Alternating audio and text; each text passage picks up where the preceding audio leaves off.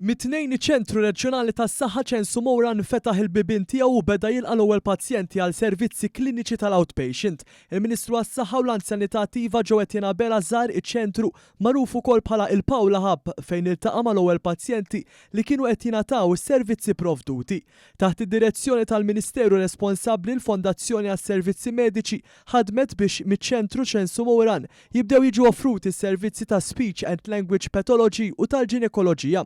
F'dan ix-xahar stess se jiġu introdotti 8 servizzi speċjalizzati oħrajn li jinkludu l-fiżjoterapija, l-ortopedija, il-manometrija, il-podjatrija, il-gastroenteroloġija u l-mediċina respiratorja.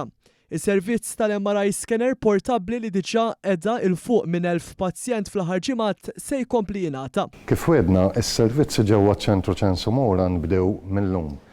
Ħanibdew b'servizzi ta' kliniċi, servizzi ta' outpatients, għaliex l-approċċ li ħana adottaw huwa wieħed gradwali li s-servizzi jinbnew ftit ftit.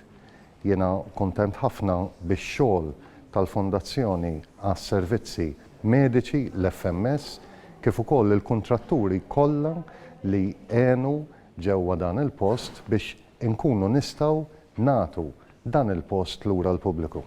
Waqt iż-żjara tiegħu il-Ministru ltaqa' ma' Rebecca Formosa, Speech and Language Pathologist li se tkun qed toffri s-servizzi tagħha minn dan iċ-ċentru.